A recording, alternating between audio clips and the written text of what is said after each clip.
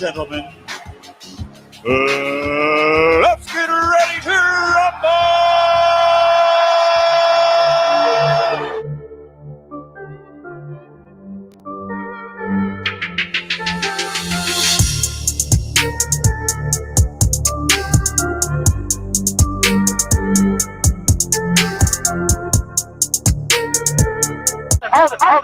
Hold it, you're not that pretty. I'm a bad man. Wait.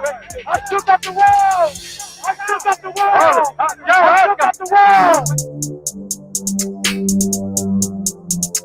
I bear witness there's only one God, Allah, and Muhammad is his final messenger. That's what I said, Larry, on the Bungle fight. Thanking you. They call me the problem, but you could call me the can man, because anybody can get it. Africans, Americans, Dominicans, Mexicans, anybody can get it.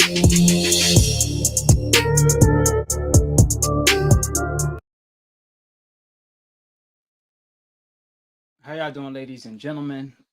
Welcome to Blow by Blow, episode 4, in the corner with AKHi. Tonight, we witnessed so many great fights from Usyk versus Chisora to Inoue, and obviously Gervonta closed it off with a bang, with a knockout of the year. Therefore, we're going to talk about, Deontay Wilder coming out, breaking his silence, Gervonta performance, the champs react, and many more. So go ahead and call in if you want to get your take on any subject. Also, shout out to Mark Nash for showing love of the gate.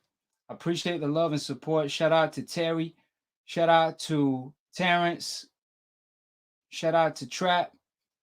Shout out to I'm Back. And everybody in the house joining me on the late show. With that being said, let's go ahead and start cooking. Ladies and gentlemen, let's get ready to rumble!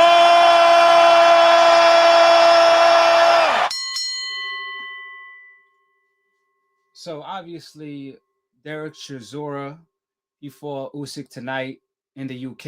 It was a great night of boxing all around the globe. Chisora, he always come for war. However, he gassed himself out throwing all them haymakers. And Usyk, obviously, he picked up the pace from the 5th round up, I believe. Once he got to his rhythm, and once Derek slowed down, that's when he showed out. But is he pound for pound top 10, maybe top five? Absolutely not. I think he really has to do more and show that he's someone to be reckoned with in the heavyweight division, because obviously Chisora, no disrespect to him, he's pretty much a gatekeeper. Therefore, Usyk passed the test. He didn't do it in a spectacular performance, but nevertheless, he got the win. So we'll see if the next lineup is maybe an Anthony Joshua fight, but that's going to be extremely difficult. I truly believe Usyk against the upper echelons in the heavyweight division, against the elite level fighters, he's going to have a hard time. Nevertheless, Inoue also fought tonight. He had a hard time himself. Shakur reacted to his position in the pound for pound list. We're going to talk about that in a little bit. But what we all here for is obviously Gervonta. Gervonta, he definitely cracked the top 10 pound for pound list with his performance tonight. He fought like the Iron Mike. That's why they call him Baby Mike Tyson, because the way he threw them uppercuts should be enough reason for you guys. But nevertheless, shout out to Leo Santa Cruz. He came to fight. Leo is very gamed, but the only issue that he was facing is Gervonta. Gervonta, he brought too much to the table. Like I told you guys before, he don't just have skills. He got skills. He got speed, power on his side. So he had too much going for him against a guy like Leo Santa Cruz. So with that being said, nevertheless, it's always highly impressive to see a knockout at this level. Leo Santa Cruz, hate him or love him, He's a 4-time world champion in 4 different weight classes. The man never been really hurt before like that. I think he got dropped maybe against Frampton, but it was like a flash knockdown. However, he never got hurt to the extent where, he got dropped and he was wobbly and none of the above. So the fact that Gervonta Tank Davis knocked him out in a devastating fashion, it's fair to say that Gervonta Tank Davis is the hardest hitter in the sport of boxing in the lighter weight divisions. Obviously, Deontay Wilder, he definitely holds the crown of being the hardest puncher in the sport of boxing. But below the heavyweight division, it's fair to say is Gervonta Tank Davis, because speed kills, and he has speed. On top of that, he has a little bonus, which is the power. Tio, he hit hard, but Gervonta hit different. And he showed us tonight by actually scoring the knockout of the year against Leo Santa Cruz. Now, the way the fight played out, Leo Santa Cruz was very game. He came to fight. The fact that he's a combination puncher that throws like 1,000 punches in a fight, and even more than that, I already knew he's not going to get gassed out. If he's going to get hurt to the body, then Gervonta could have possibly took him out that way, but I knew that Leo Santa Cruz, you got to get him out of there. He's not a fighter that gasses out in the later rounds. Matter of fact, he comes on strong in the later rounds, and that was actually his game plan. But when you're facing a devastating puncher like Gervonta, that comes with a risk. Leo Santa Cruz, he's a volume puncher. He's not a knockout puncher. But nevertheless, he gave Gervonta Tank Davis trouble early on with his combination punches, with his range, with his height, with his reach. His 1-2s was giving Gervonta a lot of trouble. And the fact that he was throwing combination punches, Gervonta didn't know where to go. So he had to tighten up on his defense fighting a guy like Leo Santa Cruz. But nevertheless, he made the right adjustments during the fight. I believe the first round, Gervonta, he tried to see if he could get an early knockout. He was trying to check Leo Santa Cruz's chin early. He actually connected, but Leo Santa Cruz, he showed that he has an iron chin. That's why I said it's highly impressive to get a knockout on this level, that it's this, that is this devastating against a guy like Leo Santa Cruz, who's known for having an iron chin. Regardless if Gervonta got power or not, you don't normally see that every day. Terrence Bailey said Tank, Wilder, and Spence are the strongest pound for pound. Definitely Errol Spence on top of the list. Tank just cracked the top 10 pound for pound. On the other hand, I still got Terrence on the number 1 for the moment. But as far as Wilder, we already know what time it is. Tyson Fury, he was trying to take Deontay Wilder's life away with his cheating tactics, which we're going to talk about. So, Terrence, make sure you call in today. Go ahead and call in and hold your position. I appreciate the super chat, my brother. But like I said before, Gervonta, he was dealing with a whole lot tonight because of the fact that Santa Cruz could take a punch, he could box, and he could go toe to toe as well. So Leo Santa Cruz, he's comfortable to fight at any range. If you choose to box him, he could box with you. If you choose to punch with him and go to war, that's what he loves to do. I mean, it's Mexican style. That's what Leo Santa Cruz really brings to the table. He could also fight at mid-range. That's why Gervonta Tank Davis had trouble with Leo Santa Cruz early on. But he made the right adjustments. Leo Santa Cruz forced Gervonta Tank Davis to up his game up. That's why he started to be more responsible on the defensive side. As the fight went on, he became more responsible defensively. He was slipping a lot of punches by Leo Santa Cruz, but in the sport of boxing, if you box, you're going to get hit. If you swim, you're going to get wet. That's why Gervonta, you can't get away from all of the punches. But nevertheless, Leo Santa Cruz was very game, and Gervonta started investing to the body early. And that's what I love about Gervonta. I think he don't get enough credit for investing to the body, always going to the body. With the power he possesses, a lot of fighters that have Gervonta Tank Davis power, they headhunt a whole bunch. But Gervonta, it ain't just the Leo Santa Cruz fight. I've seen him in the past.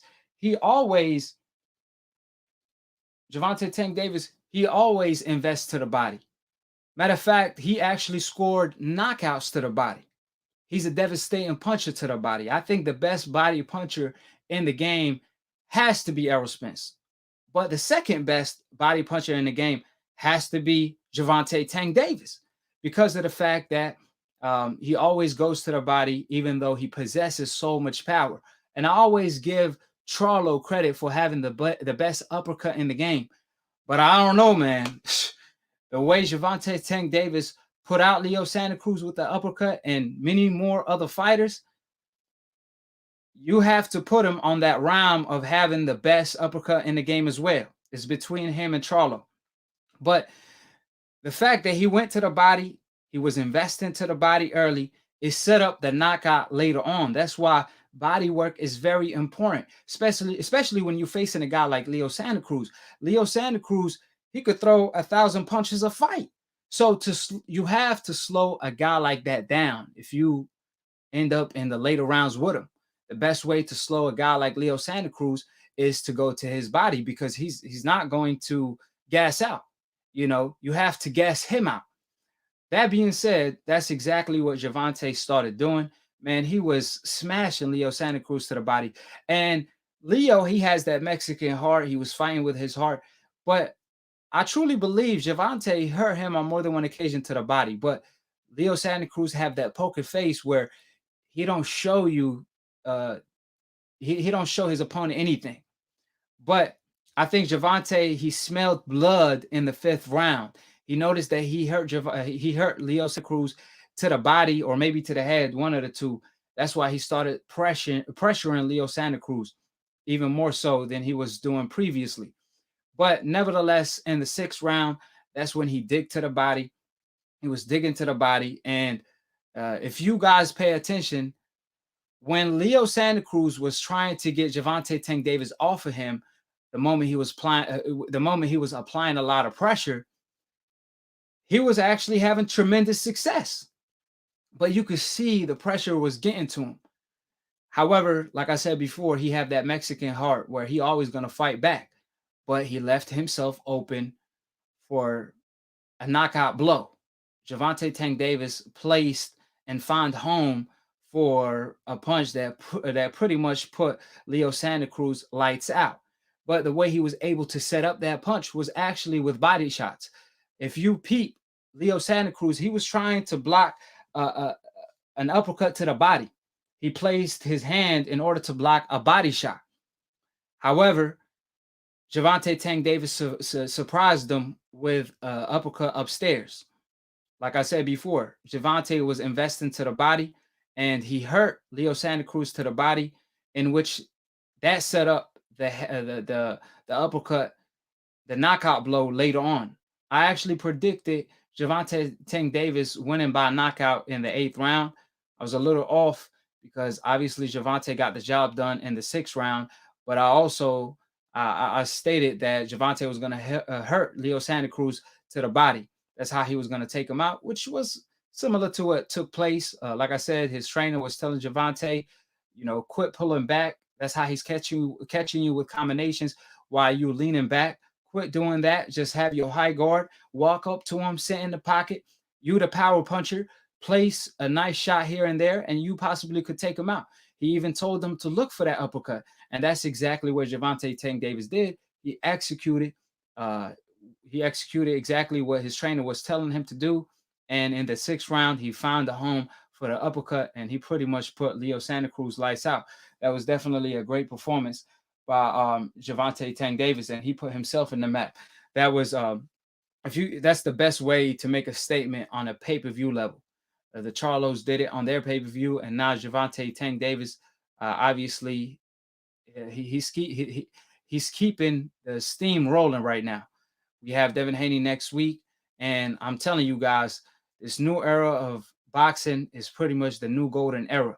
We have Gervonta Tank Davis, Teofimo Lopez, Shakur, Ryan Garcia, Devin Haney. So the sky's the limit. Once these guys fight each other, man, it's gonna make the sport of boxing great again. Like I said, the sport of boxing never left. But with that being stated, I'm gonna go ahead and pick up the phone lines in a little bit. Like I said, go ahead and place your phone. Yeah, go ahead and call in. But for the meantime, I have a segment called Champions React. So starting off with Floyd Mayweather, he said he's proud of Gervonta Tank Davis. He said that he's happier than Gervonta Tank Davis is right now because of the fact Gervonta Tank Davis won by a spectacular fashion. Now, nevertheless, when Floyd Mayweather was asked, what is Gervonta plan for 2021? He stated, we have to sit with the team, talk to Al, and see what's next. However, prior to the fight, on First Take, Floyd Mayweather did say that he would like to match him with Teofimo Lopez a fight from now. He said he want Gervonta Tank Davis to have a fight right now because Gervonta Tank Davis is dedicated to the sport. I think it's fair to say he had his best camp since his pro career. When it came to the Cruz fight, he had a 12-week camp. Therefore, he want him to have another camp like that and then fight Teofimo Lopez. That's what Floyd Mayweather stated on First Take. He also stated in the past that he would love a Ryan Garcia fight. Gervonta Tank Davis also stated that if I'm successful tonight, then Ryan Garcia fight could be next. So that could be on the horizon if Ryan Garcia is successful and he's able to win in a spectacular fashion against Luke Campbell. On the other hand, Gervonta Tank Davis also showed his interest against a guy like Teofimo Lopez. When he was on Max on Boxing, Gervonta said that Teofimo, he's not special. I'm special. He don't have the it factor like I do. So the best way to settle the score is to get in the ring and fight each other. Obviously, that's going to be a hell of a fight. The only issue right now is Floyd Mayweather stated that Bob Arum, he stated that obviously Teo is the A side, but Floyd Mayweather felt like Gervonta Tank Davis is the other side. So he said if the business ain't right, then the fight is not going to get done. They have to acknowledge Gervonta Tank Davis' position as being the cash cow. So yes, Teofimo Lopez have 3 belts. He beat Lomachenko, but at the end of the day, or at least the night, Floyd Mayweather feels like that Gervonta Tank Davis is the cash cow. He does the most numbers. He bring in the biggest revenue. So if he's going to fight a Teofimo Lopez, he has to be the A side. So that seems to be the issue right now. Now, in my humble opinion, it could be a 50-50 split. But if Gervonta does get a Ryan Garcia fight and he's able to, maybe get a knockout, that will definitely increase his stock some more. So that will help him in negotiations against a guy like Teofimo Lopez to be the A side. For the moment, it's most likely 50-50 because Teofimo Lopez, he have Lomachenko on his resume. Other than Lomachenko, obviously he got, what's my man name that he knocked down the second round? Comey. I think that's his name. Yeah, Comey. Comey is a good win as well.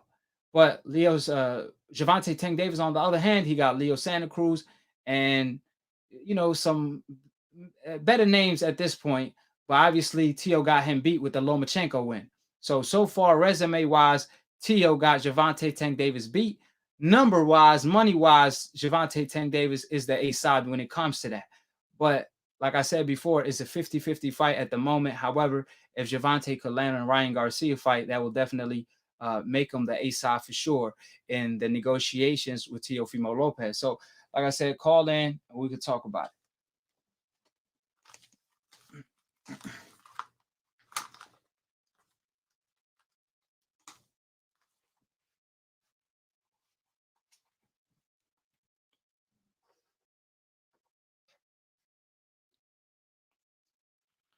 How you doing, AKHi? Who this is and where are you calling from? Hey, what's up, AKHi? This is Terrence Bailey calling from Maryland. Terrence, what's up, my brother? How you doing? So what was your take on Gervonta Tank Davis? And what's your take on the Teofimo fight? Like I said, Floyd Mayweather, he said that Gervonta the A side. So what's your take on that whole saga? Well, I look at it like this, man. Tank definitely did what he had to do tonight. You know what I'm saying? He went in there and he read his opponent and then he took him out. But it was when he got accused of a low blow, and then he, you know what I'm saying, it sparked something in him to go ahead and get him out. But my thing is that I'm from Maryland, just like Tank is from Maryland, and I've said this before, and I'm going to say it again, is that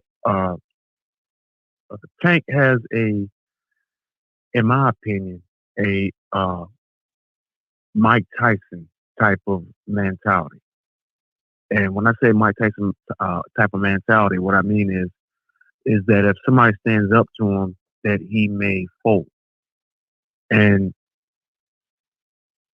based on that opinion,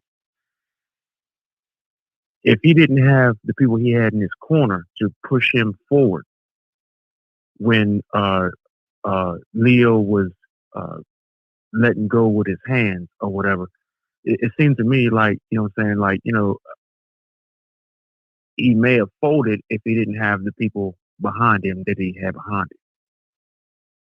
And he got himself together, and, you know what I'm saying, he had to get pissed off, actually, in order to get him out of there, because he was taking too many shots. And then when he actually got mad, that's when he went on and just, you know what I'm saying, and sat down on a punch and got him up out of there. But we all knew that this was going to happen as far as the knockout punch, because this is what, you know what I'm saying, all the odds makers had said, and this is what the boxing community said was going to happen. And this is pretty much what Leo's camp knew was what was going to happen. They knew they were going to win this fight. But Leo made a great effort and tried his intention was to take him into deep water because they thought he was going to get tired. But Tech was in probably the best shape that he's been in a long time. And this is why he said that he's going to move his camp out to Las Vegas. So, me personally, I think what happened is what was supposed to happen. You know, with Tank in his best shape, but and it was a devastating knockout. That's probably the best knockout of the year. Right. But if he had not been with out there in the doghouse, it probably wouldn't have happened this way. Right. Well, I think, but as far as Gervonta, you know, when you made the Mike Tyson comparison, I think in and out of the ring, you know, out of the ring, you know, Mike Tyson, he lost to that man in the mirror. You know, he lost focus because he fell in love with fame, and you know, he pretty much had the equalizer, which was his power. So he relied on that a whole bunch, and that ended up backfiring when, you know, some guys stood up to his power, you know, and we saw that with Buster Douglas. But like you said, you know, Gervonta, luckily for him, he had Floyd Mayweather on his side. So, you know, Floyd seemed like he's keeping him focused. And Gervonta now, he sees the bigger picture. I truly believe, you know, as long as he stays focused like he did for the Cruz fight, he's going to be A-okay on that. Now, in the ring, I don't think he will fold, in which he will, you know, give up on the game plan, so on and so forth, because the way I saw it, I saw after he dealt with adversity, he overcame it. You know, he made the right adjustments, and he did what his corner was telling him to do, which is, you know, You're the power puncher. You find a guy that throws a lot of punches, true, but at the end of the day, he's a volume puncher. So walk up to him and try to catch him with something nice and get him out of there. And that's what Gervonta did. He pretty much executed. So I think in the ring, Gervonta is a dog. The only issue with Gervonta is keeping him focused outside of the ring and not blow up in weight. Like I said before, as a fighter, you're supposed to live a fighter lifestyle. And I know Gervonta gets a lot of slack for not making weight, but when he did make it, now everybody praising him. But that's something he should do anyways. You shouldn't get praised for making the weight. As a champion, you're obligated to. So, he will be cheating himself and his fans if he doesn't bring himself the best version of himself every time to the ring. So, as far as I don't think he will fold mentally unless he's not in shape. But I think, moving forward, I think he sees the bigger picture now. But as far as the Tio fight, what's your take on that? As far as the business level and as far as how the fight is going to play out? As far as the business level, who's the A side, and as far as your prediction, if they do fight next or the fight after that? Well, as far as who's the A side or the B side when it comes to that, when it comes to the draw, it would be Tank, because here in Maryland and down in Atlanta, Tank sells out. Teofimo, not so much. So when it comes to the draw part, that's all Tank. You know what I'm saying? Teofimo does not have that type of draw like a Tank or Devin Haney. That's my personal opinion. Right now, so just to follow up to that, how do you feel about, does resume come into play during negotiations if you have better wins? Because obviously, if we think about Gervonta, he has a Pedraza when he was undefeated. That was a spectacular win.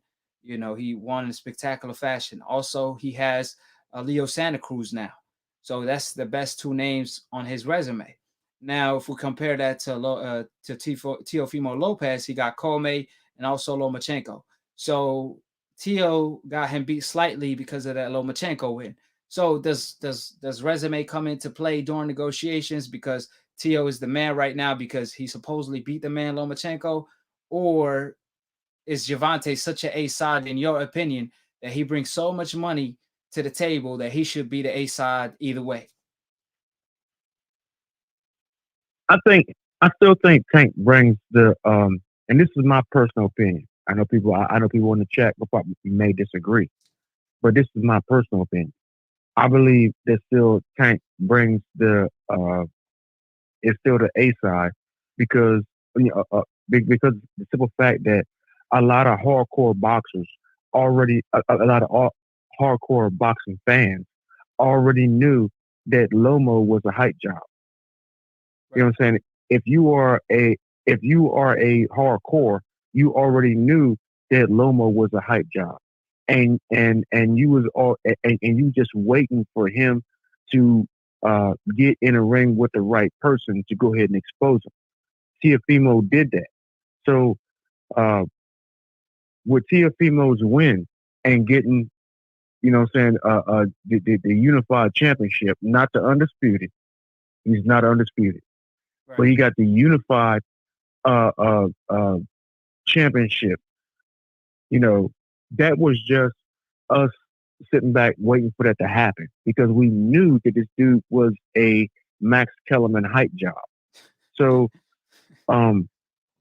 we were just sitting back waiting for that. And that win is just getting somebody out of the way. It's not a win in the point where you have ascended. No, you just getting a clown out of the way.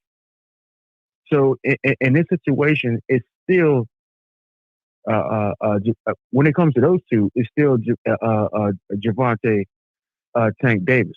But I want to say this: that's not the fight to be made. The fight to be made is Teofimo and Devin, and then Tank. Right. Now, okay, we're gonna get to that in a You know, little bit. So, as far as Tio versus Gervonta, who you favor in that fight if they do fight next or the fight after that?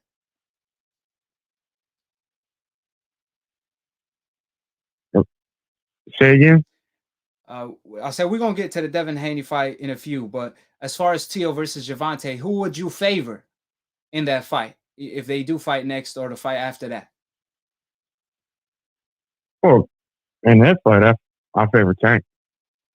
Okay. Now, T- Teofimo did what the rest of them would have done, had they got the first crack at it.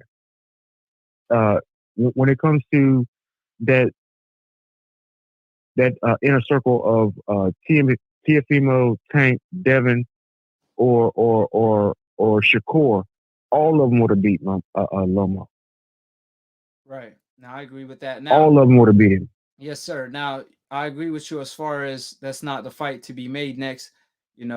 I think go ahead, let Gervonta fight Ryan, and Teofimo should fight Devin Haney. That way, it could be set up like a tournament in a way because the winners could fight each other. Because obviously, each fighter gonna have momentum. If Gervonta beats Ryan and whoever the winner of Devin Haney versus Tio, it could face each other at the end. So yeah, I agree with that 1,000%. I think Teofimo should go ahead and unify and become undisputed with Devin Haney because that's what the world want to see. And obviously, Tank versus Ryan, that's a big fight as well. That way, that could set up a mega fight between the winners. Yeah, but see, I don't understand. I don't understand why people are bringing Ryan into the picture because Ryan doesn't. I mean, well, I'm not big on belts, but Ryan, when I hear people say, well, Teofimo should go fight Ryan, in my personal opinion, that's deflecting. You know what I'm saying? If you think about it, when you go back and you watch the fight, which fight was it? It was a recent fight. Yeah, what you I think it was like yesterday. Oh, yesterday? Was it yesterday? Day for yesterday, whatever. They showed a short commercial of Devin Haney, but when it came down to who Tio should fight next, they would not mention Devin Haney's name. They brought up Ryan. Ryan ain't even got a belt. You know what I'm saying? We don't even know if Ryan gonna get past this dude that he got next. You know what I'm saying? Ryan and Devin have a history in the amateurs where they split fights, but this is professional ranks. It's a whole different scenario. Yeah, well, there's nobody scoring points. Yeah, the only reason I brought up Ryan is, like you said, nobody really mentioning Devin when it comes to Tio nor Gervonta, but Gervonta is mentioning Ryan. They did agree, at least on Twitter, that they're going to fight next if they both successful. So, I'm only bringing that up because that seemed like realistically that's what's going to happen, So, I mean, Gervonta, Tio, they all looking at Ryan as the easy fight. You know what I'm saying? A big, easy fight. That's how they're looking at Ryan. Now, if it's true or not, that's how they viewing Ryan. So he's in the mix because they keep, mentioning his name. Bob Arum keep mentioning him. Floyd Mayweather keep mentioning him. So that's why he's in the mix. Yeah. Hey, well, actually, let's talk about Chisora and Usyk. Yeah, what was your take on that? Usyk is not going to make it in the heavyweight division, dude. He's not going to make it. He's not going to make it. So, like I said, he's not going to make it. Derek Chisora is a gatekeeper, and he struggled with a gatekeeper. I mean, especially in the early rounds when Derek Chisora was applying a lot of pressure.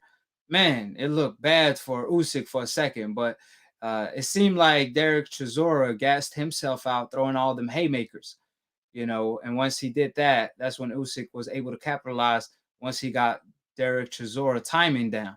But even in the later rounds, when Usyk started applying pressure heavy again, Usyk looked uncomfortable. So against the upper echelons, like the elite level fighters in the heavyweight division, man, he definitely gonna have trouble. That's for sure. So, they talking Man, about Usyk versus he gonna get AJ. knocked out. He gonna get knocked out. Man, look, if Usyk gets in the ring with AJ, and I'm not even, and I am not an AJ fan. I think that if Ruiz has a rematch with AJ and Ruiz is in shape, I think Ruiz beats him again. That being said, if AJ was to fight Usyk, he's still going to knock his head into the parking lot. Usyk had a problem with Chisora's power. Chisora was in there fighting like you seen that fight where Bob Sapp was so damn tired that he almost had to, after he got the knockout, he almost had to be carried back to his corner. Yeah.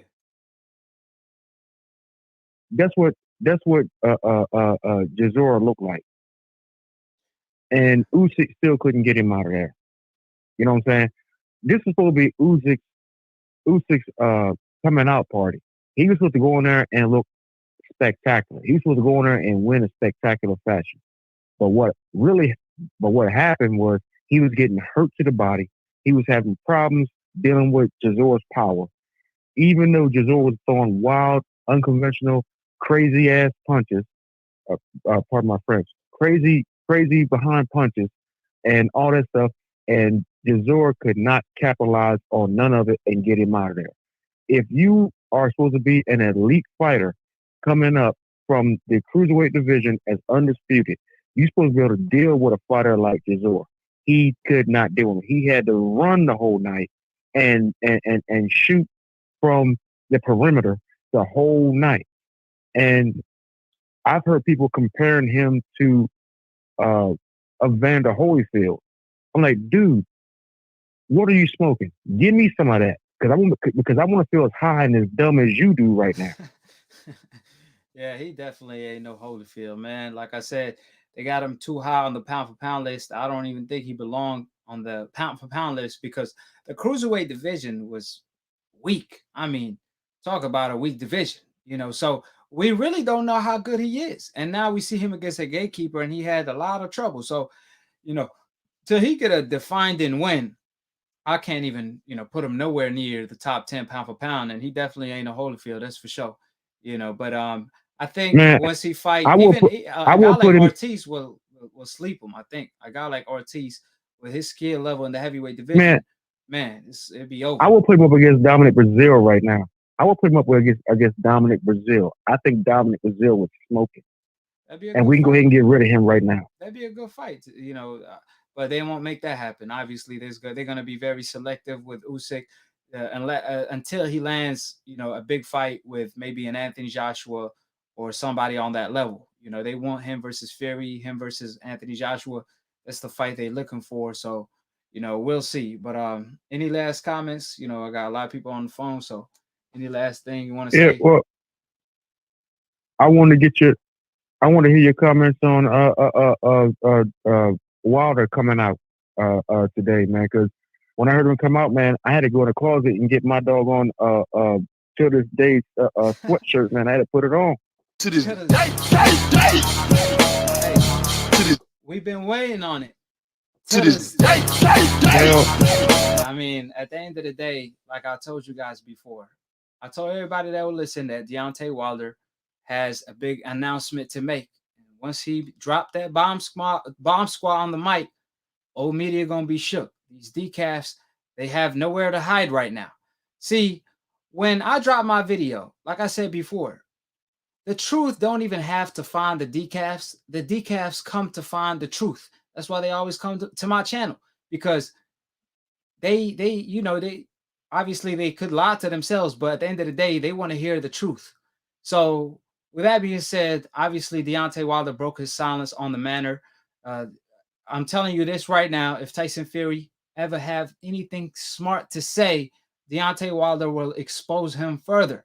And it's about to get ugly for Tyson Fury. So I won't reveal any further information. I'll let Deontay Wilder do it because I talked to his camp and they told me a whole lot. So I'll let Deontay Wilder, break the news and I'm going to report on it. But with that being stated, all they had to say when it came to the glove gate, they kept telling us, oh, I don't believe my eyes.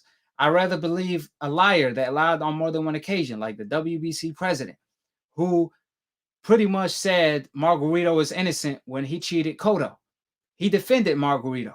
They rather trust that guy instead of trusting their own eyes. So they pretty much want to say, I don't believe my eyes. I don't believe what my eyes tell me. I believe what Suleiman tells my ear. I believe all his lies that he spits on my ear, right? So every time I put evidence on the table, I mean, the evidence are overwhelming. All you heard from these decafs and old media is that, well, why isn't Deontay Wilder saying anything? Regardless of any facts that we present to the table, they always deflect, talk about, oh, why Wilder ain't say nothing?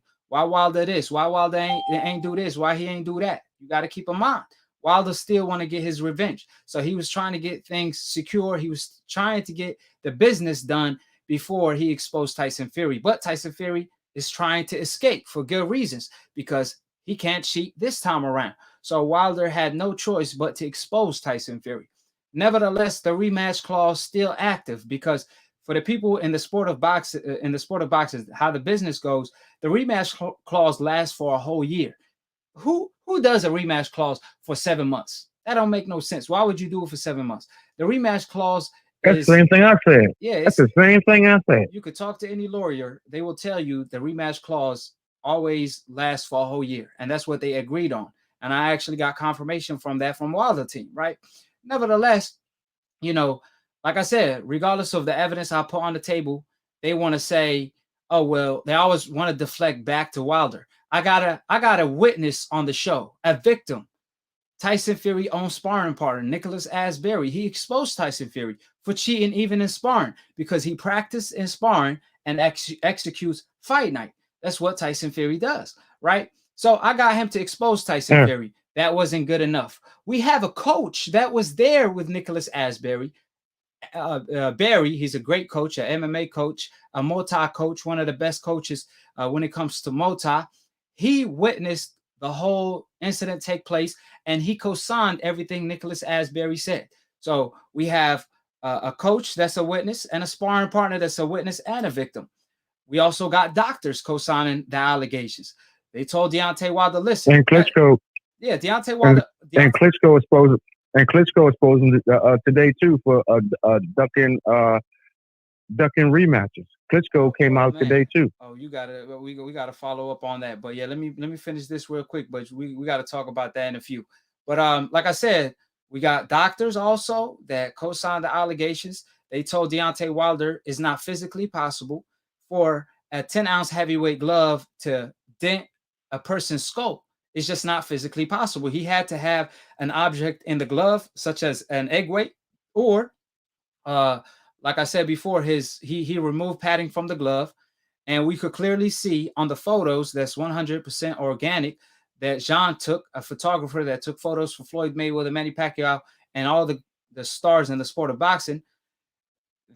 All of this evidence, including the doctor, they want to deny all of that. The Nevada State Commission said we don't see anything irregular, and they messed up when they did that because all we saw is everything was anything but irregular because the glove was rotating 90 degrees in the first fight. The second fight, the glove looked clearly tampered with. Like I said, people lie, women lie. Your eyes don't lie. So you can always rely on your eyes. So as far as I know, the decafs wizards, old media, they all know the truth deep inside because they could lie to us, on social media. They could lie to themselves. They could lie to other people, but their eyes at the end of the day is not going to lie to them. So like I said, throughout the overwhelming evidence, and I did my job as a reporter in the sport of boxing. Like I said, I did an AKHi investigation in which I did the Nevada State job for them. And they still said they see nothing irregular, right? So now Deontay Wilder dropped the whole truth, dropped the bomb squad on the mic, exposing Tyson Fury, and he said it and he summed it up in 2 minutes. Everything I reported for the past 8 months, he summed it up in 2 minutes. So with that being said, like I said, Right. you know, Tyson Fury right now is in a tough position. So I'm glad Deontay Wilder, you know, it was time. They kept telling Wilder, break your silence, and now he done broke their hearts by dropping the bomb squad. But can you inform me on what you just said right now? What did Klitschko say? You know, is this recent, and what did he say exactly? It was today. It's on Twitter.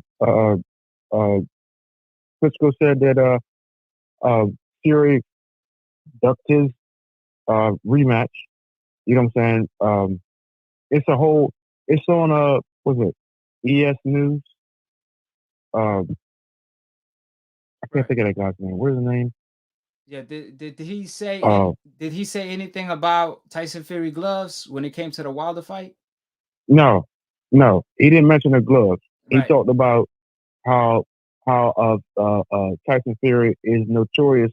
He get your belt and run. And you know what I'm saying? He do some BS, get your belt, and then he run. You know what I'm saying? He don't want to try to. Once he gets your belt, he don't want to try to fight you again. He don't have no cojones. He eats You know too much wild boar. It shrinks your cojones. That's what tends to happen when you eat a wild boar. But that's around the time that he also got busted for steroids, and he started doing this in order to blame him failing drug tests or to change the story and the narrative to drug use when it was him taking steroids. That was pretty much a deflection tactic, a cover-up by Tyson Fury. And obviously he got the complexion for the connection, and his hope insurance kicked in and saved the day. Like I said, ESPN, they did a couple documentaries on Tyson Fury depression story, not pointing out the fact how he went to depression, which is by cheating, taking steroids. You know what I'm saying? Remember, this is how the double standards in the sport of boxing work. When Shakur Mosley failed the drug test against, I forgot who exactly, but I think it was Oscar De La Hoya or something like that. But anyways, Shakur Mosley. Yeah, it was De La Hoya. Yeah, Shakur Mosley was on HBO, and they did an interview with him. And HBO was trying to market Shane Mosley like the next big thing, but they didn't try to hide the fact that he cheated. They pretty much asked him all the tough questions, like, did you fail the drug test? Were you aware? And they put Shakur Mosley in a tough position. You know, all eyes was on Shakur Mosley at the time. But the contrary with Tyson Fury, it was the other way around. They lied to the public. Like I said, they came out with false narratives. They came out with fake stories of this depression story without telling us how he got there. But you know why, though, right? Because he got the complexion for the protection. But you know why? He got the complexion for the protection. That's why. Yeah, exactly. So, I mean, you like other folks on other platforms, they don't want to address the real issue. I'm saying you face it straight up. You know why they did it. Right. And even if it was their own fighter, if he was not of that complexion, you know what I'm saying, they'll make him address it. But had it been the other way around, would they made him address it? Man, if Tyson Fury was a different complexion, it would have been exposed a long time ago. But like I said, that hope insurance is better than Geico. But that hope insurance can't save you from the truth. Carefoot exposed him. He told the whole truth. They bribed him to lie in court. Then they threatened him. Then possibly paid him off later on. Obviously, Tyson Fury associated himself with mob bosses. That was his former manager. So Carefoot told the whole world, his safety is threatened. People are threatening his life, calling him, making all type of threats, and we haven't heard from him since. So, like I said, that hope insurance is better than Geico, but the truth will always come out. What happens in the dark will always come to light. Like I said, 3 things that will always come out is the truth, the sun, and the moon. It's always destiny for these 3. That's an old school saying. Yes, sir. It's all this. I mean, peep game with the sun, the moon. It's always, they're going to come out eventually. It's a time range. And the truth has its own time range. It might vary. It might take a couple days. It might take a couple months. But it's always going to come out. And it's always going to come out. And when it comes out, it's like the wave of the ocean. You just can't stop it. But with that being said, man, I appreciate talking with you, my brother. Always a pleasure talking with you. Hey, I'm gonna jump off here, man. But look, I'm gonna tell y'all. My name is Terrence Bailey. I'm the fifth great nephew of Frederick Douglass, and my family friends, which are the descendants of Nat Turner, we all riding for Deontay Wilder. Yes, sir. We all riding for Deontay. We talk about it on the regular. We all riding for Deontay Wilder. And the rest of y'all ain't getting on board, I don't know what's wrong with you. Yes, sir. I mean, the sport of boxing is already dangerous enough. Like I said, as far as I know, Tyson Fury could have took Deontay Wilder life, by cheating in a sport where it's already dangerous enough. But yeah, I appreciate the love and support. And like I said, we got Deontay Wilder back to this day. You already know what time it is. Appreciate it, my brother. All right, man. Peace. Yes, sir.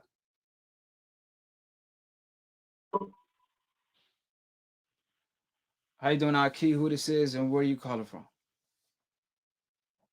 Yo, AKHi, what it do, bro? It's your boy Jake calling out of that. Oh, what it do, bro? What's going on? Well, Jay, man, like I said, I know Gervonta, one of your favorite fighters, and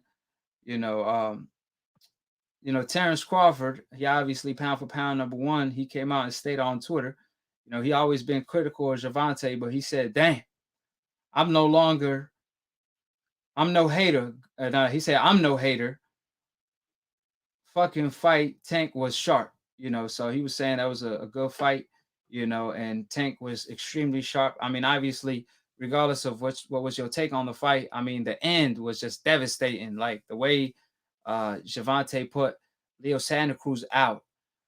You don't normally see that at this level, especially when it comes to a guy with an iron chin, So what's your take on what Terrence Crawford had to say and Gervonta Tank Davis' performance putting Leo Santa Cruz lights out with one punch? It was as I kind of expected. And I expected a stoppage, but he got him out of there exactly the way I wanted him to get him out of there. It was beautiful. What Terrence Crawford had to say, my brother, I think Terrence Crawford was just giving him some props, man, on the low, and probably was just trying to, how Terrence is. You remember the interview with him and Errol Spence? Terrence Crawford be on that bull sometimes, but other than that, I think Terrence Crawford really, really was just showing him some love, man, and he really, really loved what Gervonta did for the city, man, and for the sport of boxing. But as far as Gervonta Davis' performance goes, man, I have to give his performance a B. I'm not even gonna say B. I give him an A- because I can't even give him an A-. I have to give him an A+ because of the simple fact that he won by knockout. He got him out of there with the punch that I thought he was gonna get him out there with. The only difference was it was the left uppercut. I thought it was gonna be the right one, but it was the left uppercut, and it was almost similar to Povetkin versus Dylan White. If everybody didn't know this, because I was just like, damn, that was just destructive right uppercut. He set him up. Leo Santa Cruz came out in the early stages of the round, jabbing and doing exactly what I thought he was going to do. Honestly, he should have stuck to that game plan, and he could have lasted a little bit longer against Gervonta Tank Davis, and it probably could have ended in a different way. But he did what I knew he was going to do, which was he sat in the pocket with Gervonta Tank Davis in the middle of that ring, and he tried to trade Gervonta blow for blow. Now, why did Leo do that? I don't know. He wasn't able to get off the left hand to the body like I thought he was going to be able to, but Leo did dictate the pace. He did push, but he was not the aggressor. Gervonta Davis was the aggressor. Gervonta Davis was the one who pushed the action. Gervonta Davis was pretty much he proved a point tonight, point blank period. There's nothing anybody can say about Gervonta. Everybody was like, oh, well, he was exposed because he got punched in the face. Okay, it's boxing. Gervonta Tank Davis has a chin. His head was being snapped back, and he was walking through those punches. Not only that, he instituted the high guard when Leo Santa Cruz was on, when he had his back against the ropes, just slightly moving his head and dodging punches and counting with straight left hands and straight right hands to the dome. Not only that, he was able to switch a counter off the back foot and land with the left hand, setting up the left uppercut, causing him to freaking put Leo out of there. which was, I mean, it was brilliant. It was brilliant. Just watching Gervonta walk him down with his high guard, completely instituting a game on Leah Santa Cruz that he really did not expect. I'm guessing because he thought he was training with Mayweather, he was going to be training with complete nothing but speed and head movement. He didn't expect the tank tonight, and that's exactly what we got tonight. Kudos to Maryland. We celebrating tonight. That's a good point you brought up. You know, the uppercut was similar to Povetkin knocking out Dillian White because, you know, surprisingly enough, obviously, Gervonta Tank Davis is a southpaw, but the way he set up the knockout, he was actually in an orthodox stand, if I'm not mistaken, when he actually landed an uppercut. He always do that. He switched stands when he ready to throw a haymaker, and he also did that against Gamboa, I believe. You know, he does that a whole lot, you know. So it was definitely impressive to say the least. Now, also Errol Spence, he reacted by saying, set his ass down. MF hit like a horse kick. He says Gervonta hit like a horse kick. So is it fair to say Gervonta is the hardest puncher in the game outside of the heavyweight division? Because Wilder got the crown hands down, but outside of the heavyweight division, in the lower weight division, is it fair to say Gervonta is the hardest puncher in the game? Honestly, that is a great question, my brother. That's a question that I've always asked myself about Gervonta, because I'm like, okay, Gervonta Tank Davis has put these guys out of here. You know, some of these legends, you know, some of these guys, he's lost to some of the all-time greats as far as Devin Haney, but he's definitely sparred some of the best as well. Do I believe that Gervonta Tank Davis is the hardest puncher in the lightweight division? Absolutely. No, hands down, I do. Not the lightweight division, because we talking about below just like the lower weight division in general. Below heavyweight, is he the hardest puncher? Yeah. As far as the low heavyweights, I definitely agree that that Gervonta Tank Davis is definitely one of the hardest punchers. Is he the hardest puncher in the game?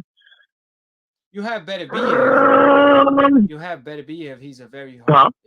Beterbiev at 175. Yeah, Benavidez hits hard, and then you got Benavidez, you got Caleb Plant, who everybody says is just fast, but I definitely believe he has a lot of power. Yeah, but I don't think they got the power. You got a lot. Yeah, I don't think they got Beterbiev. He got power. Yeah, thinking about it and comparing the way these guys punch compared to a Gervonta generates his power, which is something that's, I mean, it's completely ridiculous the way he generates his power.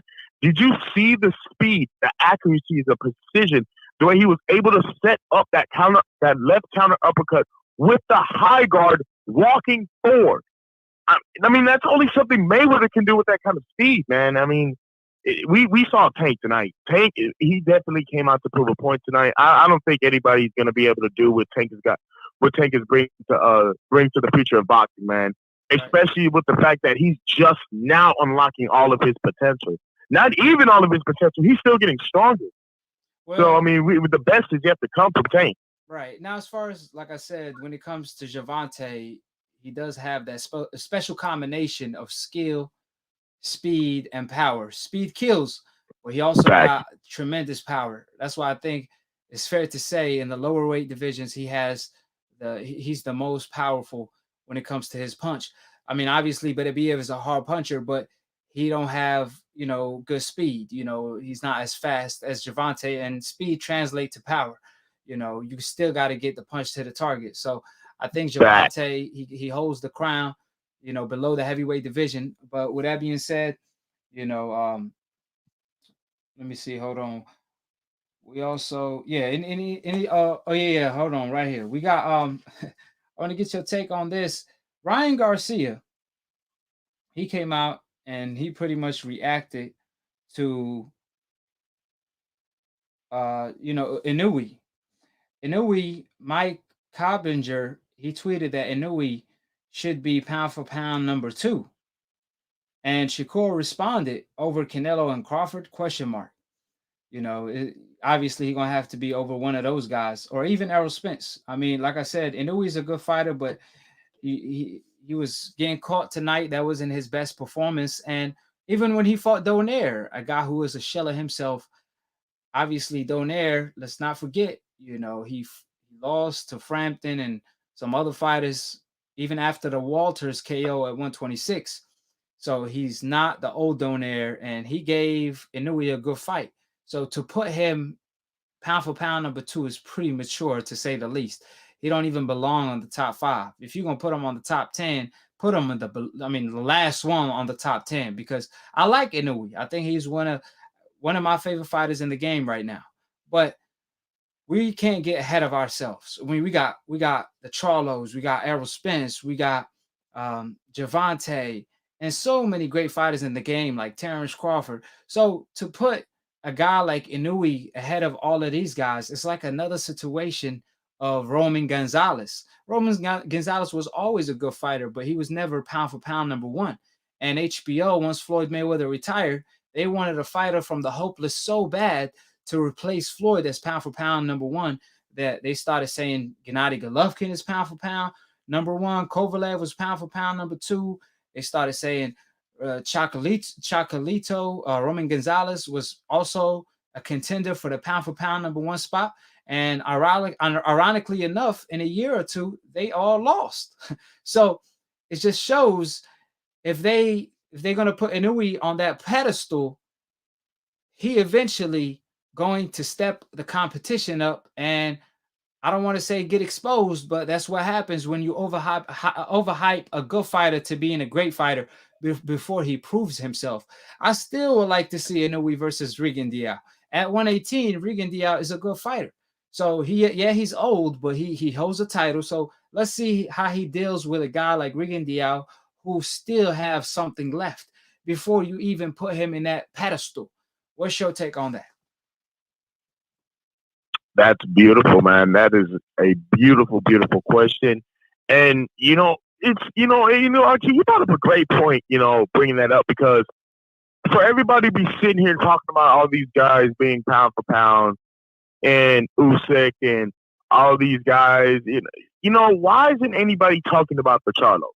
Why aren't anybody talking about Spence? You know what I mean? Everybody's talking about Crawford and, Alexander Usyk and Lomachenko and this and that and this and that. And deeply, I believe that the Charlos are being overlooked. I believe Errol Spence is being overlooked, even though Errol Spence has proven. I mean, how can anybody even overlook Errol Spence for not even being pound for pound? That I don't even understand that. How do you even, like Teddy Atlas said that he still has Lomachenko as part of his top 5. How is Errol Spence and the Charlos not up there?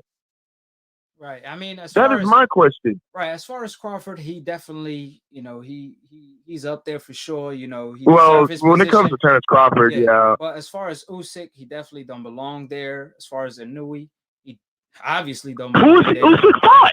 Yeah. And look at how he performed. You know what I'm saying? Against the gatekeeper, he struggled tremendously. Inoue against somebody, I forgot his name. Chisora, Derek Chisora. No, I'm talking about Inoue. I already know Chisora, but Inoue fought tonight against somebody that he was supposed to wash, and he looked good, but he struggled. But my point is, how you gonna put Inoue, Lomachenko after 2 losses in less than 20 fights, Usyk on the top 10, and not talk about the real pound for pound fighters, the Charlos, Errol Spence, Terrence, that belong there? I mean, like I said, the double standards is real in the sport of boxing. But anything anything else you got in your mind? Yeah, actually, I wanted to get your take on the Regis Prograis fight. Salute to Regis Prograis. So that 3rd round knockout, beautiful knockout by Regis.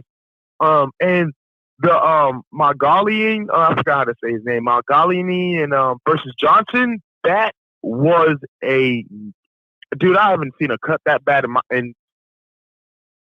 dude, that cut was just horrible. The Johnson versus, I keep forgetting his last name, but Johnson versus man, the Floyd Mingling Mero, Mario, excuse me. As far as Regis, he looked tremendous. He showed why he was in the tournament in the finals against Josh Taylor, and I always give Josh Taylor a lot of credit. I think Josh Taylor is another person that's supposed to be on the top 10 pound for pound because he was able to beat Regrius, Facts. and Regrius showed how special he is tonight, fighting an undefeated fighter, and washed him, showing his class. And Josh Taylor beat that guy, and also Josh Taylor beat Postal, undefeated American fighters, and also he defeated and at the finals Regrius. That's why Romario, he didn't want to enter the tournament for that reason. But like I said before, when it comes to Josh Taylor, he definitely belonged on the top 10 pound for pound with the Charlo brothers and Errol Spence and Terrence Crawford, so on and so forth. But when it comes to Regrius, like I said, I don't give him enough credit because he gave Josh Taylor a hell of a fight. That fight nearly could have went either way. And he also called out Josh Taylor. He said he wanted a rematch. So I think he looked tremendously sharp. I see him working on a thing or two. And, man, he's going to be trouble for anybody at 140. And I would love to see him versus that Floyd Mayweather fighter you're talking about, Mario. Mario showed his class. I think that fight that took place tonight definitely lasted longer than it should have. Beautiful fight. Yeah, it was a beautiful fight, but the referee could have stopped it a little bit earlier, because Cowboy, man, he left swinging, but he definitely took too much punishment. Like you saw in the contrary when it came to Regrius fight, they stopped the fight immediately. As soon as his opponent got hurt, they stopped the fight. And then, when when Mario fought, they let the fight go on till, like I said, Cowboy, he left swinging. But still, I think the fight should have stopped earlier. But them two guys, if they fight each other, it's going to be a hell of a fight, man. What's your take on that? Great fight. Honestly, great question, AKHi. Man, I'm glad we can actually get to cover that because Regis Prograis, to me, man, is definitely a hard puncher. He's definitely a force to be reckoned with. Now, with the controversy with the Josh Taylor fight, everybody felt that Regis Prograis, some people felt that Regis Prograis was robbed of that fight, in that that's the fight that was supposed to put Regis on the map and put New Orleans on the map. But they say that Regis showed up and gave a stale performance. Now, to all the critics out there listening in on my boy's show, man, this is not me being biased towards the critics. This is me just being 100% honest. Regis Prograis was 100% in that fight. He was not dehydrated. That was the best Regis Prograis I've ever seen. Josh Taylor just outboxed him. He was the aggressor. He was the faster fighter that day. And in my eyes, when I watched that fight, I watched that fight multiple times. I deeply believe that Josh Taylor won that fight. You know what I mean? Now, as far as the future of 140, I deeply believe that Regis Prograis still has a lot left in him. He is still in his prime, only 31 years of age. Now, as far as that goes, me personally, as far as a futuristic fight, I would love to see my boy Gervonta Tank Davis versus Regis Prograis. If in a future fight, I'm not going to speak on that now or in 2021 or anything like that. I'm just speaking as far as like a 20, maybe semi close to retirement kind of fight. You know what I mean? That would be a great fight for boxing. But Regis Prograis is definitely a force to be reckoned with. I do congrats him. Now, as far as what you just covered, as far as the referees and the biasness, as far as stopping the fight, AKHi, you are cooking on that, my brother. You were cooking on that. I don't understand why certain refs stop the fight at certain points of certain critical moments in fights. I don't get that. Because when Regis hit this guy, I mean, he jumped in his face like he was playing tennis. I mean, it was ridiculous. But, you get a fight like Deontay Wilder versus Tyson Fury, who Kenny Bayless can clearly see that, Deontay Wilder is hurt and that something isn't right. It takes a certain amount of damage and accumulative damage for them to stop the fight. It's completely biasness in the sport. AKHi, I truly don't get it, my brother, and I never will, man. Truly, I don't. Me personally, I think the sanctions be having something to do with that. Honestly, just in my honest opinion, I could be wrong. It could be the biasness of the refs, but sometimes I think they be having conversations behind the closed doors, if you know what I mean. Yeah, but the Mario fight definitely lasted too long. I mean, The referee could have jumped in there. The Mario fight, yeah, quicker, man, that was yeah. But yeah, appreciate talking with you, my brother. Always a pleasure. Anything else you want to say? If anybody new listening in, y'all subscribe, like, comment to the channel. You listening to the realest of the real. Nobody does it better. AKHi, much love to you, brother. We ain't let nothing go. Justice for my brother Wilder. Much love to you guys at the chat. OG Swag, RJ, salute. All love to you guys. All love, AKHi. Appreciate it, my brother. All love. Like I said, shout out to OG, shout out to RJ, and all of my AKHis in the chat. How you doing, AKHi? What's up, AKHi? It's Schneider from New York. What's going on, New York? What's your take on the fights tonight? Bro, I told you, man.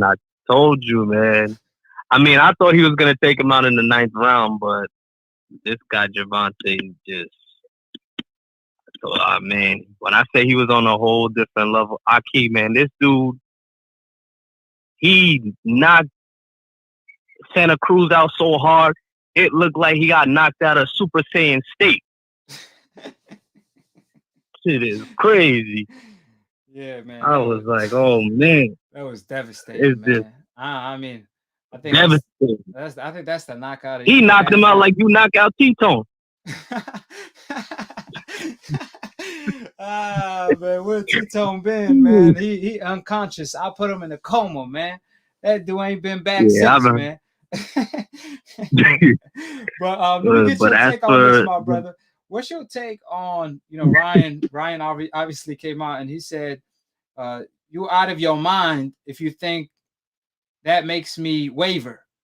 It's my turn next, and then it's on. Let's go." So he basically saying he already arranged an agreement with Gervonta. If they are both successful on their upcoming fights, they're gonna clash. So that's a possible fight for 2021. What's your take on what Ryan got to say? His reaction to Gervonta devastating KO, and what's your take on that fight in general if it's next, assuming Ryan Garcia is successful against Luke Campbell? I think Ryan Garcia needs to pump the brakes, AKHi. I think, he's riding a little bit on a high, but I think he needs to test himself with Luke Campbell first and a couple other, contenders until he can consider him, I don't want to say worthy of fighting Gervonta, but, up to par, because as we saw tonight, AKHi, Gervonta's just going to get better. There's no slowing down for him. And we know Ryan, we don't know what Ryan can really do in the ring. You know what I'm saying? Like, I don't, he's never been tested. So to want to just, jump the gun and want to, challenge Gervonta when Gervonta is just time after time proving himself, I think it's career suicide. I think it's too soon. Oh man. So do you think Ryan sees something? Because he keep calling out Gervonta. I mean, he's been calling him out for a minute now, and they arranged fighting each other if they both successful. So you think he sees something in Gervonta that he could capitalize on, or does he just see Gervonta as the cash cow? What's your take on that? I mean, I think, to be honest with you, I think he's been training with Canelo too much. I think he's been training with Canelo too much, and he thinks he could do what Canelo does as far as skill wise, But I do think he sees the money in it. There is a lot of money in that fight, but like I said, I feel like it's just for him, it's just way too soon. Now, did you see anything tonight that he could capitalize on? Obviously, Ryan is faster than Leo Santa Cruz, and he pack a punch. However, he obviously don't have the experience of Leo, and also maybe we don't know how his chin is going to hold up against Gervonta. His chin haven't really been tested. So, what's your take on that? You think seeing the Leo Santa Cruz fight, how he was able to land on Gervonta, think that gave him courage, a little more confidence, or you think, that's just? I think which is crazy to me because I seen an interview with him on Fight Hype, I think it was, and he was talking about how he has more reach than Gervonta and that he's gonna hit him before Gervonta could hit him. And I'm just like, man, this dude is, I don't know where he's been under, what rock he's been under, but you know, I just don't see any holes in Gervonta's game that Ryan can capitalize on as far as, you know what I'm saying? Like I said, we haven't seen what Ryan can do.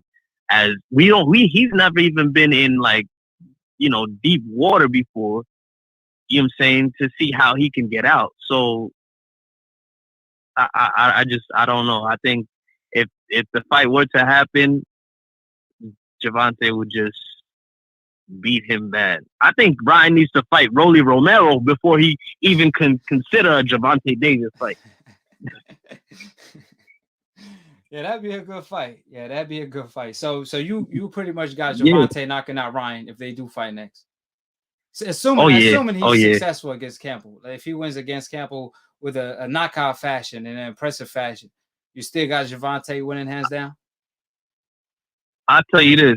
If Gervonta knocked out Santa Cruz how he did, I think he'll knock out Ryan like how Marquez knocked out Pacquiao.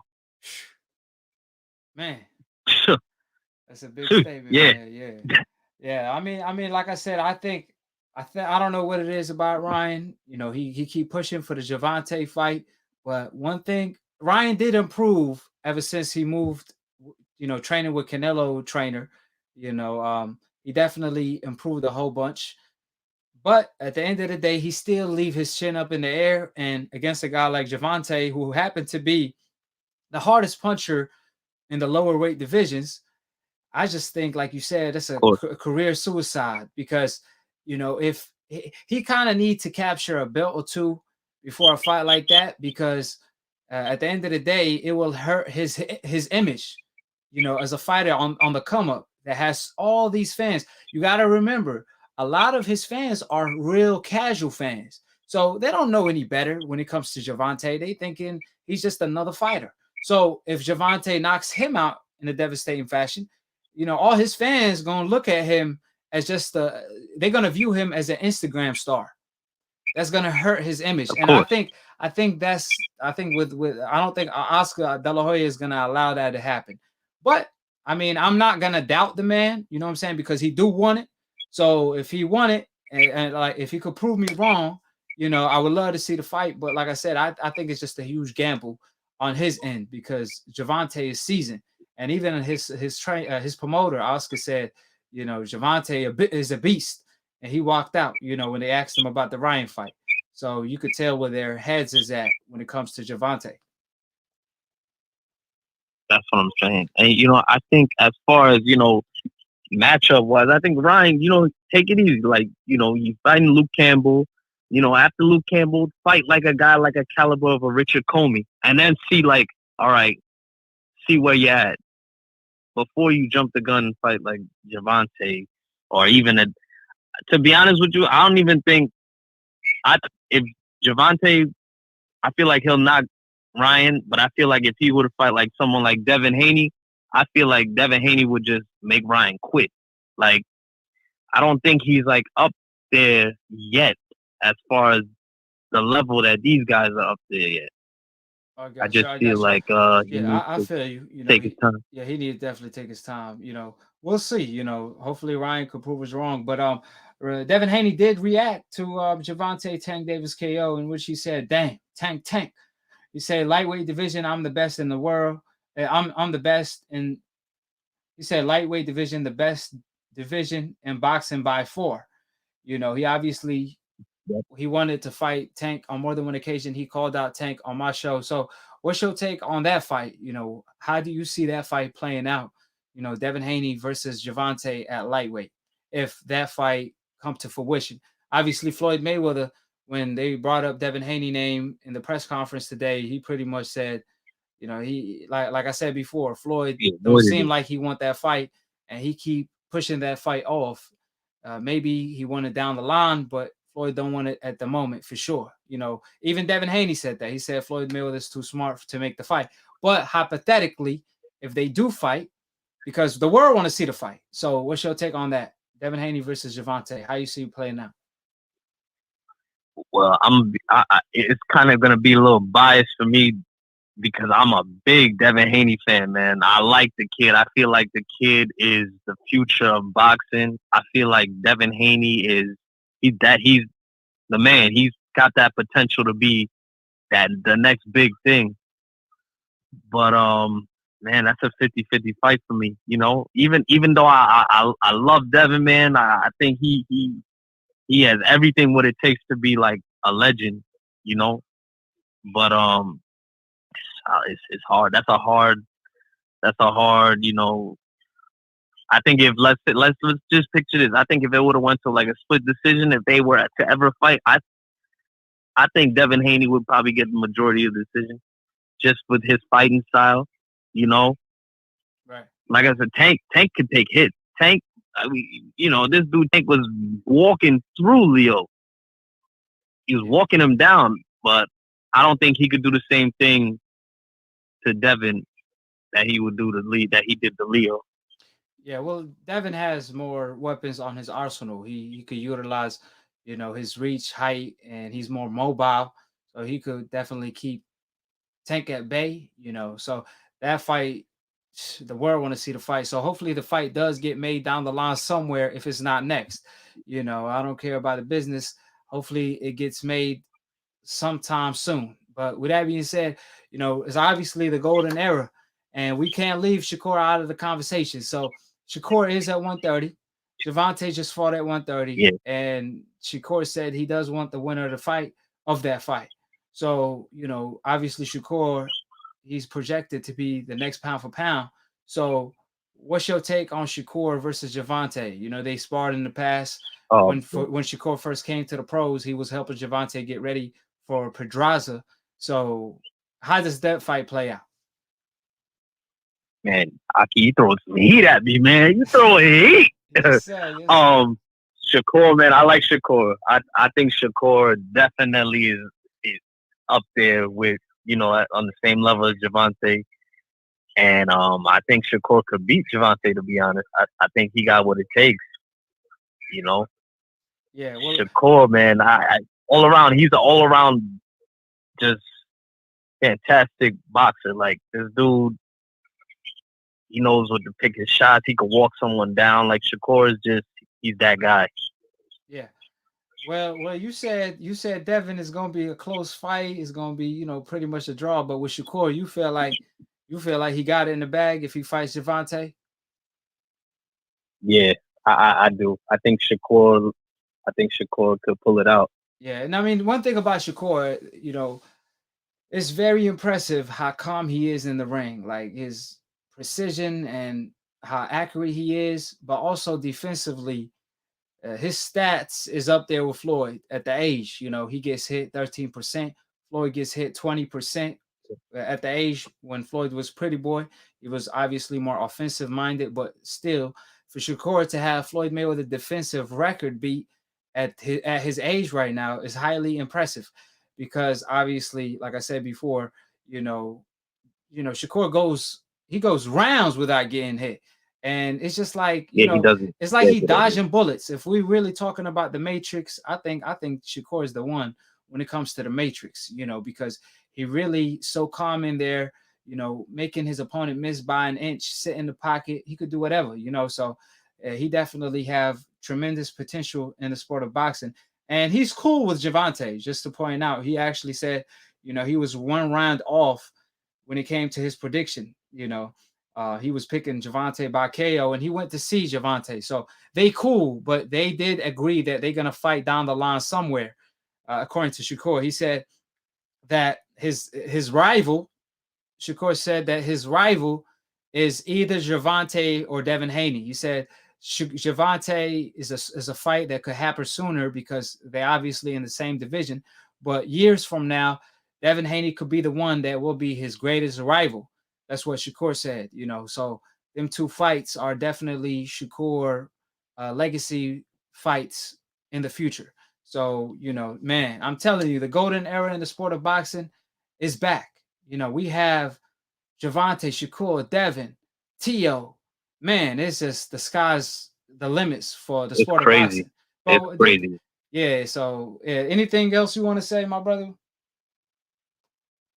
I just I wanted to talk to you about the just a little quick brief about the Danny Garcia and Earl Spence fight and my take on it. Yes, sir. Man, I think Danny got a real problem on his hands because this is an Earl that we've never seen before. This dude Earl was on weight since when? Since I feel like since the middle of the pandemic, he was on weight already. Yeah. And this dude, my thing with Earl is he's always been about focus until he got a little bit ahead of himself before the car accident and everything. But man, this dude Earl Spence, I'm scared for Danny Garcia. I'm scared because this Earl Spence is an Earl Spence that I've never seen focus wise. I just hope Danny, he can weather the storm. But with that fight, I gotta go with Earl. I gotta go with Earl winning that fight. Yeah, no, that's definitely the next big fight, possibly the biggest fight of the year, because of Errol Spence's comeback after the accident. Now, if Errol is the same, mentally and physically after the accident, I mean, it smells trouble for Danny Garcia. The reason why, like you said, we never really seen this dedicated Errol since maybe the Kell Brook fight, because of the fact that the Porter fight and the Mikey Garcia fight, he had to lose like 50 pounds, during his training camp. And during the fight with Mikey and Sean Porter, he threw like 1,000 punches. So how good is Errol when he's 100%? And I think that's the version we're going to see. But he is having his longest layoff since his car accident. It's been a year or so. Also, he's coming off a car accident. So there are question marks. But like I said before, he does get tremendous sparring. With when you spar Charlo, that's like the best sparring you could get for Danny Garcia, and like I said, Danny Garcia is a great counter puncher. He definitely have an iron chin, but the great thing about Errol Spence, on the other hand, his variations, I'm talking about his punches, the way he picks up the notch when it comes to pressuring you, boxing you, fighting you mid-range, varying his offense, varying his speed. Man, that smells trouble for Danny Garcia, man. But that's going to be a tremendous fight. That's the fight I'm really looking forward to most, is Danny Garcia versus Errol Spence. So that's definitely going to be fireworks. So do you see Errol Spence possibly stopping Danny at all? I don't know if it's going to be a stoppage. I think it will go unanimous decision. I could see it be UD. I don't know about a stoppage. Yes, sir, but I'm confident that he would, on all cylinders, he got in the bag. But we never seen Danny get stopped. Danny's just like he could take heat. Yeah, he could take a punch for sure. Yeah, he could take it and he could give it. Now, when it comes to Danny, he is definitely dangerous. You don't want to go for the knockout against him because he got a good chin. He might not look like a special fighter to the naked eye because he looks so basic, but he's very effective. So the fact that he got good timing and good power with speed, that's it's dangerous to go for the KO against a guy like him. So I think Errol Spence should definitely cruise it out if he's able to. But I'm just curious, where you got Errol Spence on the pound for pound list if he defeats a guy like Danny Garcia in an impressive fashion? Where would you place him on the pound for pound list? I think he should be, to be honest, I think Errol Spence should be number one. Just by, you got to look at all the fights that he's had. It's been dangerous fight after dangerous fight after dangerous fight. You know what I'm saying? Like, he's been in fights where it could either go either way. You know what I'm saying? He fought Sean Porter. Before Danny Garcia, he fought Sean Porter. Right. You know what I'm saying? Mikey Garcia, you got Mikey Garcia up there. You got Kell Brook, Lamont Peterson. Like, his resume of fights is just crazy, to me. Like, so I just think, like, after this fight, they need, and when he wins or if he wins, they need to give Earl his respect and put him on number one. But Yeah, I agree with that you know, because I don't know if anybody had his type of pace, especially not lately, to take such on fight, tough fights back to back. It's definitely impressive, and he earned a lot of the hardcore boxing fans' respect. That's why everybody loved the truth, Errol Spence. But with that being said, anything else you want to say? man, I appreciate you having me on the show, AKHi, man. New York is love. Yes, sir. You know what I'm saying? New York, New York, Appreciate you. Hopefully I can come back again. You know what I'm saying? all We the talk time. we talk this soon. Yes, sir. All the time, my brother. We Appreciate knocking talking them with you. decaps out. Yes, sir, man. Hopefully, T-Tone, he comes out of that coma I put him in. You know what I mean? Appreciate it, my brother. All right, Oh AKHi. man. All right, I see. Man, where is T-Tone at? Where is T-Tone when you need him? But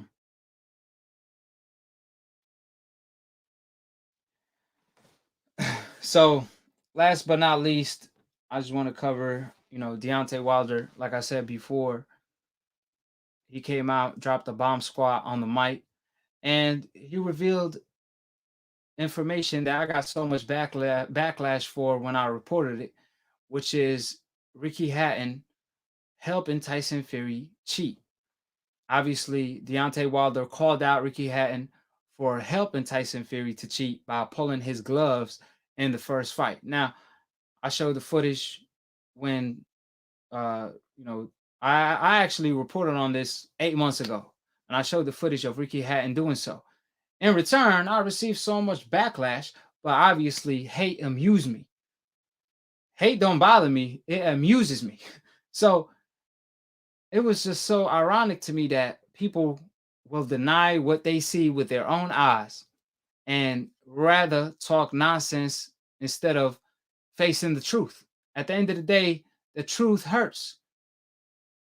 That's why that's why they always say the truth hurts, because it really do. I know that broke a lot of people's heart, but that's the truth of the matter. Now, at the end of the day, we could all agree that Tyson Fury left glove in the first fight. It was not normal for his glove to rotate in 90 degrees. It's not physically possible for your hand to rotate, your wrist to rotate in 90 degrees. You will break your wrist. So we already know Tyson Fury, left hand, the placement wasn't in the right position when it comes to the glove. He definitely had his fist in the palm spot of the glove. Therefore, like I said before, Deontay Wilder called him out for, tampering with his glove in the first and second fight. But Ricky Hatton was one of the guys that helped Tyson Fury cheat, which is very devastating because, like I said, I got respect for Ricky Hatton and any fighter that risks his life to go in the ring. But to help another fighter cheat, that's as low as you could get. I mean, that's lower than the basement right there, if you ask me. So we'll see what Ricky Hatton has to say about the situation, because at the end of the day, women lie, people lie, but your eyes don't lie.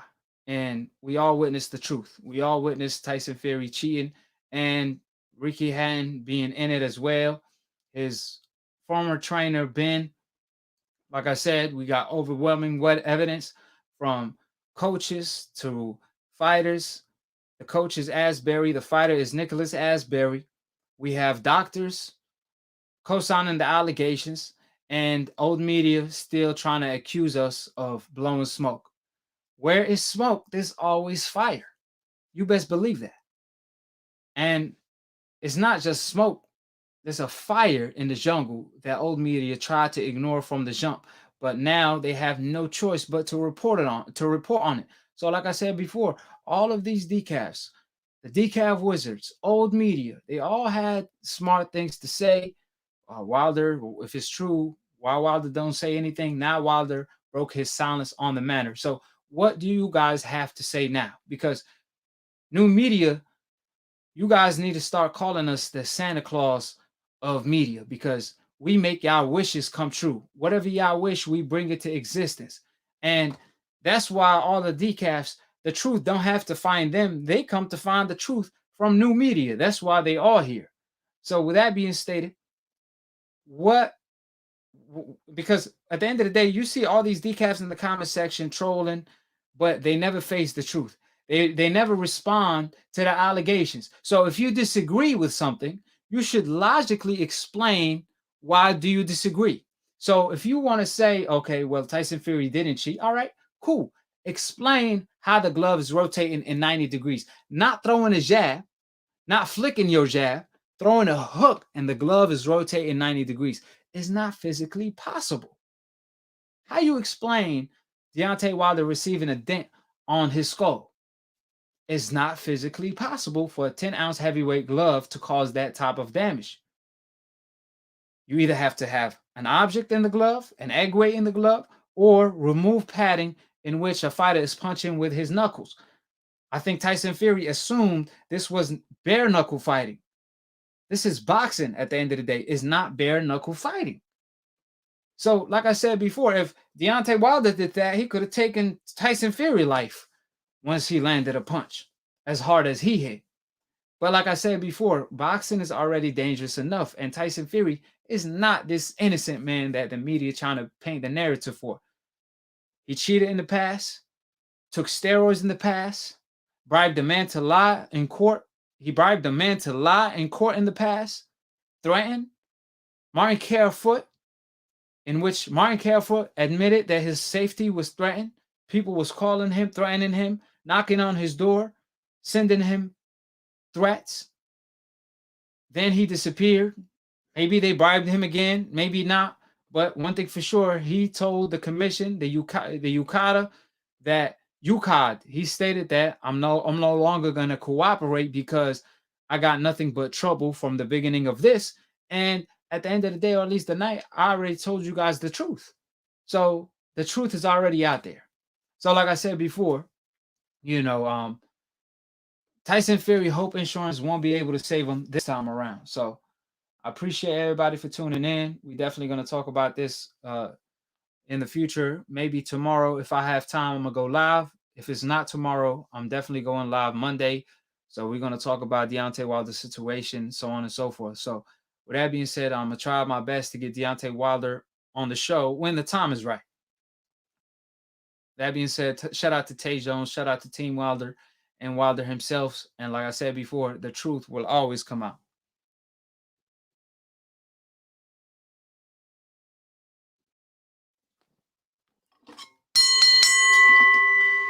Subscribe below if you're trying to get smart about a minute. If you're trying to get dumb about a second, don't. And listen to these decafs, the dumb casual ass fans that don't know shit about boxing. Word to Roger Mayweather. You don't know shit about boxing. You better not duck me, son. You better not duck me, son. Quit ducking. Like I said They before, call me the problem, can't get it. but you could call me the can man, because anybody can get it. Africans, Americans, Dominicans, Mexicans, anybody can get it. I appreciate the love and support.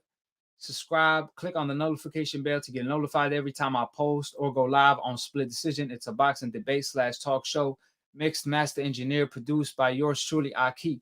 The past, present, and future undisputed pound for pound when it comes to debating. I got these decafs shook. They're scared to look every time AKHi's on TV because it's always bad news for these decafs. The truth is always bad news to these decafs. They act like they don't speak any English when they hear the truth. The truth is their kryptonite. So the reason why AKHi's undefeated, because the truth is undefeated.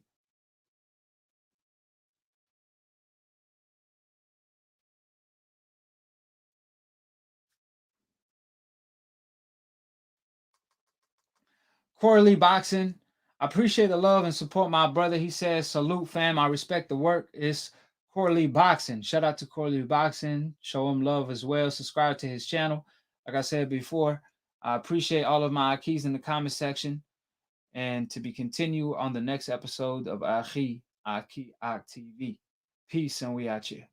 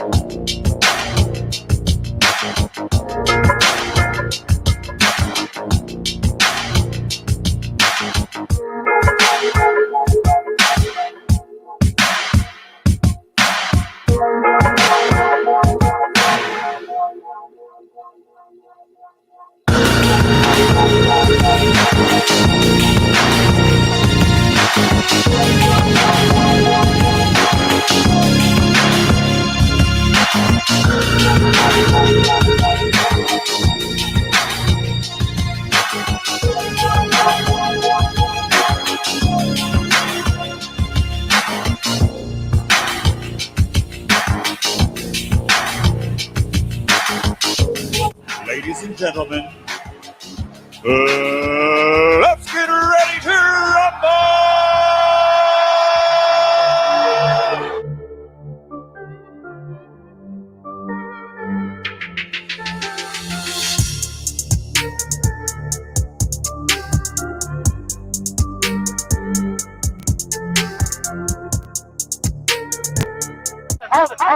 Hold it, you're not that pretty. I'm a bad man. Wait. I took up the wall. I took up the wall.